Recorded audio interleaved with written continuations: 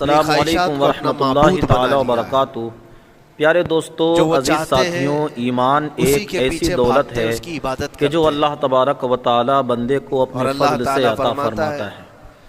پیارے دوستو، دنیا کی دولت دے کر بھی ایمان کا مقابلہ نہیں کیا جا سکتا۔ انسان کے پاس اولاد ہو، مال و متاع ہو، ساز و سامان ہو، سب کچھ ہو، اگر اس کے پاس ایمان کی دولت نہیں ہے تو آپ یقین جان لیجئے کہ اس کے پاس کچھ بھی نہیں۔ انسان چھپر میں رہتا ہو، تنگ دستی میں زندگی گزارتا ہو، اور اس کے پاس اگر ایمان کی دولت ہے تو یاد رکھیے اس کے پاس سب سے قیمتی سرمایہ ہے۔ آئیے میں آپ لوگوں کو ایمان کے ہی تعلق سے کچھ اسی مزاج کی ایک تقریر سناتا ہوں۔ دوستو، 2-4 منٹ اس تقریر کو ضرور وقت دیجئے، انشاءاللہ آپ کو فائدہ ہوگا۔ آئیے تقریر سنیے۔ ایک بار شیخ محی الدین ابن عربی بیٹھے ہوئے تھے، کرسی پر ہیں، سامنے مریدین بھی ہیں، بہت سارے ملنے والے لوگ بھی آئے ہوئے ہیں۔ اسی اثنا میں انہوں نے ایک جملہ ایسا کہا، واقعی اگر آپ کے سامنے بھی ایسی بات آئے تو آپ بپھر جائیں۔ شیخ محی الدین ابن عربی کہتے ہیں، اے لوگوں جو تم سب یہاں میرے پاس بیٹھے ہو، تمہارا خدا میرے پاؤں کے نیچے ہوتا ہے، تمہارا خدا میرے قدموں کے نیچے ہوتا ہے۔ سب ظاہر سی بات ہے، جیسے ایسا جملہ سنا تو اٹھ کر کے لوگ بھاگنا شروع ہو گئے کہ آدمی کافر ہو گیا۔ شیخ اعظم ہیں یہ حضرت محی الدین ابن عربی، جن کی بہت ساری کتابیں ہیں، تصوف میں آپ کا ایک بہت بڑا باب ہے۔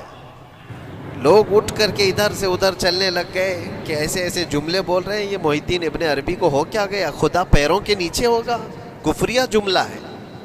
سب تو چلے گئے، 2 باقی رہ گئے جو مخصوص مریدین میں سے تھے۔ انہوں نے کہا کہ حضور، جو جملے سنے ہم کو بھی کانوں پر یہ وزن لگ رہے ہیں، لیکن کیوں کہا آپ نے ایسا؟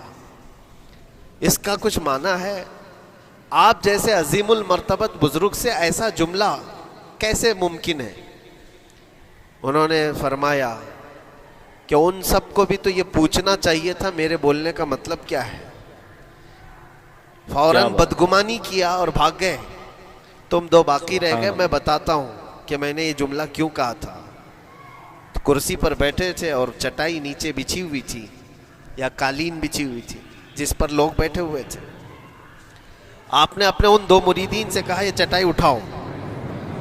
چٹائی اٹھائی تو دیکھا وہاں پر سونے کے، چاندی کے سب سکے رکھے ہوئے تھے جو شیخ محی الدین ابن عربی کے پیروں کے نیچے تھے۔ کہا وہ جتنے آئے تھے وہ اسی کی عبادت کرتے تھے، اس لیے میں نے کہا کہ تمہارا خدا میرے پاؤں کے نیچے ہوتا ہے۔ وہ خواہشات کے پجاری ہیں، میں نے اللہ نہیں کہا۔ اللہ رب العزت وہ قادر مطلق ہے، میں نے کہا جس کی تم عبادت کرتے ہو، جس کو تم خدا بنائے رکھے ہو، وہ میرے پیروں کے نیچے ہوتا ہے۔ اور حقیقت ہے میرے عزیزوں، جنہوں نے خواہشات کے پیچھے بھاگنا شروع کیا، در حقیقت وہ اپنا خدا بنا چکے ہیں ان کو۔ کیا ایسا نہیں ہوتا ہے کہ جو بندہ ضدی طبیعت کا ہوتا ہے، چاہ لیتا ہے کہ یہ مجھے چاہیے تو چاہیے، یہ مجھے چاہیے تو چاہیے، یہ جو ضد ہے اپنی خواہش کو پوری کرنا، یہاں پر کہا گیا ہے کہ وہ اپنی خواہش کی عبادت کر رہا ہے، اس کے پیچھے بھاگ رہا ہے۔ اسی لیے اللہ کے نبی صلی اللہ تعالیٰ علیہ وسلم کی ایک حدیث میں آپ کو سناؤں۔ حضور اکرم صلی اللہ علیہ وسلم ارشاد فرماتے ہیں، لا یؤمن احدکم حتی یکون ہواہ تبعا لما جئت بہ۔ تم اس وقت تک پورے مومن نہیں ہو سکتے جب تک کہ اپنی خواہشات کو میری مرضی کے مطابق نہیں بنا دو گے۔ حضور کے قدموں میں لا کر اپنی ہر خواہش کو قربان کرنا ہو۔ یہ نہیں کہ میری چاہت تو ایسی ہے، میں خواہش ایسی رکھتا ہوں لیکن شریعت ایسا کہتی ہے۔ یہ جب ٹکراؤ آیا تو سمجھ لو کہ تمہارے اندر ایمان آیا ہی نہیں ہے، تم مومن نہیں ہو۔ مومن وہ ہے جہاں دنیا کی ساری خواہشات وہ حضور کے قدموں پر قربان کر دیتا ہے، اس کی اپنی کوئی خواہش نہیں ہوتی۔ اسی لیے میں اکثر یہ کہتا ہوں ان نوجوانوں سے جن کو کچھ نصیحت کی جائے تو وہ کہتے ہیں کہ مولانا ہماری لائف ہے، ہمیں انجوائے کرنے دی جائے۔ یہ ابھی تو ہماری لائف ہے، ہماری اپنی لائف کو ہمیں انجوائے کرنے دیا جائے۔ نادان کس نے کہا کہ تیری اپنی لائف ہے؟ تیری لائف ہے کہاں؟ زندگی یہ نہیں کسی کی کسی کے لیے، زندگی ہے نبی کی نبی کے لیے، اور نہ سمجھ مرتے ہیں زندگی کے لیے، ارے جینا مرنا ہے سب کچھ نبی کے لیے۔ جو خواہشات کو لا کر کے حضور کے قدموں پر رکھ دیتا ہے، کیا بات ہے، تو پھر وہ کہتا ہے میرے عزیزوں، سبحان اللہ، وہ پھر آ کر کے یہ کہتا ہے اپنی خواہشات، اپنی طبیعت جہاں سب مر جاتی آدمی کی، اس کی اپنی کچھ نہیں ہوتی، تب اس مومن کی زبان سے یہ نکلتا ہے یا رسول اللہ زمین و زمان تمہارے لیے، مکین و مکان تمہارے لیے، چنین و چنا تمہارے لیے، بنے تو جہاں تمہارے لیے، ہم آئے یہاں تمہارے لیے، اٹھے بھی وہاں حضور کے لیے۔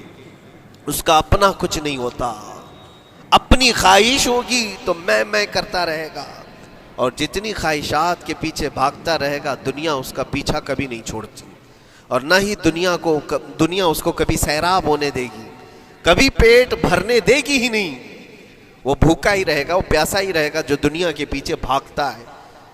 ایک مرتبہ سیدنا عبداللہ ابن مسعود رضی اللہ تعالیٰ عنہ غمگین بیٹھے ہوئے تھے، کسی بات کا غم ہوگا، نبی پاک صلی اللہ تعالیٰ علیہ وسلم کا گزر ہو رہا تھا، آپ نے دیکھا، حضرت عبداللہ ابن مسعود سے پوچھا کہ غم کیوں ہے؟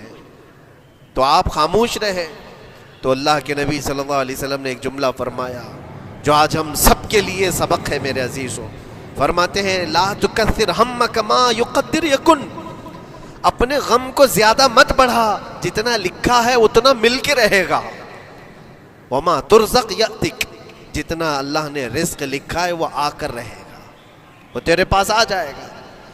غم کب بڑھتے ہیں انسانوں کے؟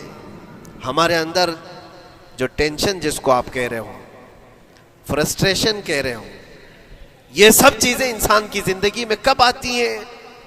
جب یہ اپنی لو اور اپنی خواہشات دنیا سے لگاتا ہے، خالق سے اگر لگاتا ہے تو پھر اس کے غم نہیں بڑھتے، کیا بات ہے، بلکہ غموں کا مداوع ہے۔ اسی لیے بزرگوں نے فرمایا کہ اگر ٹینشن فری جینا چاہتے ہو تو انسانوں سے امیدیں کم کر لو، اللہ کی ذات سے یقین بڑھا لو، اس کی ذات سے یقین بڑھاؤ۔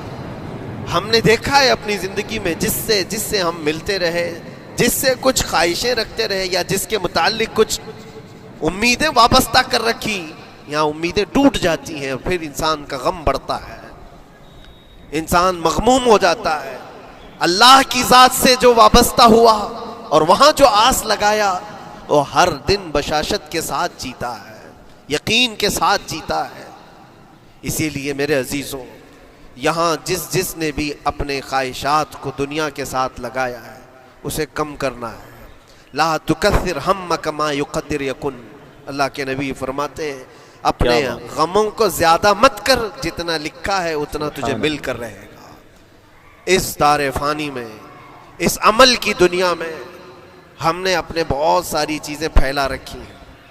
ایک چیز میں آپ کو بتاؤں کہ کبھی کبھار میں دیکھتا ہوں موبائل کو، اب سب کے ہاتھوں میں موبائل ہے، اور کبھی کبھار یہ اسٹک بھی ہوتا ہے، اچھی کمپنیوں کے موبائل بھی اسٹک ہو جاتے ہیں، یا تو کبھی بہت زیادہ بیٹری گرم ہو جاتی ہے اور موبائل بھی گرم ہونے لگتا ہے۔ پھر اس کا حل کیا ہے؟ ایکسپرٹ سے پوچھتے ہیں موبائل کبھی ہینگ ہو رہا ہے یا کبھی بہت بیٹری گرم ہو رہی ہے، اس کے ریزن کیا ہے؟ تو وہ ایکسپرٹ یہی بتاتے ہیں کہ اس کے اوپر اوور لوڈ ہو سکتا ہے، بہت زیادہ اس میں ڈیٹا جمع ہو چکا ہے اور پھر بیک گراؤنڈ میں ایکٹیو ہے بہت زیادہ، جس کی وجہ سے بیٹری ہارمفل ہے، بہت زیادہ گرم ہو جاتی ہے، یا تو پھر ایک ساتھ کئی چیزیں اس کے اندر ڈال دی جاتی ہیں تو اس کا پروسیس کم ہو جاتا ہے، اسٹک ہو جاتی ہے۔ یہ تو موبائل ہے جو تمہیں سکھا رہا ہے۔ یہی چیز ہے دنیا کے ہمارے اس لائف میں، ہماری زندگی میں بہت زیادہ چیزیں اگر دماغ میں آ جاتی ہیں تو پھر دماغ گرم بھی ہو جاتا ہے اور اسٹک بھی ہوتا ہے، ہر چیز سوچنے سے بھی عاری ہو جاتا ہے، صحیح طریقے کے فیصلے نہیں لے پاتا۔ اچھا نقصان کیا ہے اس کا؟ سیم ہم نے موبائل ایکسپرٹ سے بھی پوچھا جب موبائل بہت زیادہ گرم ہونے لگے یا اسٹک ہونے لگے تو اس کو کیا کرنا چاہیے؟ تو ایکسپرٹس بتاتے ہیں کہ اس کے ریڈیشن بہت زیادہ ہوتے ہیں اس وقت، اور یہ نقصان پہنچا سکتا ہے. جو استعمال کر رہا ہے اس کے دماغ پر بھی اثر کرے گا، آس پاس کے لوگوں پر بھی اثر کرے گا. ایک موبائل کے اوپر اگر زیادہ لوڈ آ جائے تو اس کے ریڈیشن آس پاس سب کو خراب کرتے ہیں. یہی حال انسان کی زندگی کا ہے. تمہارے دماغ کے اوپر اگر غم زیادہ بیٹھ گئے اور بہت زیادہ دماغ حاوی ہو گیا تو خود کا تو نقصان کرو گی ہی، آس پاس جتنے ہیں سب کا نقصان کرو. تمہاری وجہ سے تمہارے ماں باپ بھی پریشان، تمہاری اولاد، تمہارے بیوی بچے سب اس پہ ان سب چیزوں میں ملوث ہو جاتے ہیں. اب اس کا علاج کیا ہے؟ کہا گیا موبائل کو آف کر دو، ڈیٹا کم کر دو، اس کے اندر سے کچھ چیزیں ڈیلیٹ کر دو، پھر یہ اپنے نارمل حالت میں آ جائے. سیم آپ کے لیے بھی ہے. دماغ میں دنیا کے بہت سارے فطور بھرے ہو تو تھوڑی چیزیں ڈیلیٹ کر دو، تھوڑے دنوں کے لیے اپنی اس ایکٹیو لائف کو روک دو اور آ جاؤ اللہ کی بارگاہ میں اور آنکھ بند کر کے اس کی طرف لو لگاؤ. اس لیے کہ ہماری بیٹری جو چارج ہوگی وہ خالق کائنات سے ہی ہوگی. بنانے والا ہی بہتر جانتا ہے اس کی زندگی کس چیز سے چلتی ہے. اور اسی لیے کہا ہے، امام غزالی رحمۃ اللہ تعالی علیہ فرماتے ہیں، جو بندہ اللہ کے ذکر سے کئی دن تک غافل ہوتا ہے تو مردہ لاش ہے جو چل رہا ہے. بازاروں میں جو چل پھر رہا ہے، ذکر الہی نہیں کرتا تو اس کی روح ختم ہونے کے قریب آئی ہے. یہ زندہ لاش ہے. یہاں زمانے ہو گئے، مہینوں بیت گئے، برسوں ہو جاتے ہیں. کتنے دن ایسے ہیں آپ نے اللہ کے ذکر کے لیے الگ سے وقت نکالا ہو؟ کہاں ہے وقت؟ نماز بھی ایسے پڑھ کر کے بھاگ جاتے ہیں جیسے لگتا ہے کہ کوئی چیز ہمارے اوپر سوار تھی، جلدی سے ہٹا دی اور بھاگ گیا. نہیں میرے عزیزوں، ہماری روح جب بیمار ہوتی ہے، ہماری روح کو جب بھوک لگتی ہے تو اللہ کے ذکر سے اس کا علاج بھی ہوتا ہے اور اس کو رزق بھی ملتا ہے. لیکن ہم رزق دیتے ہی نہیں. کبھی آپ نے دیکھا ہماری باڈی کو، صبح ناشتہ نہ کرو، دوپہر میں کھانا نہ کھاؤ تو شام تک ہمارا جسم ہچکولے لینے لگتا ہے، چکر آنے لگ جاتے ہیں. کیوں؟ جسم 2 وقت کے کھانے کو چھوڑنا برداشت نہیں کر پاتا. ورحمۃ اللہ تعالی وبرکاتہ.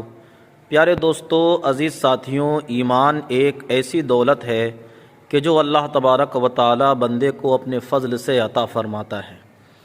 پیارے دوستو، دنیا کی دولت دے کر بھی ایمان کا مقابلہ نہیں کیا جا سکتا.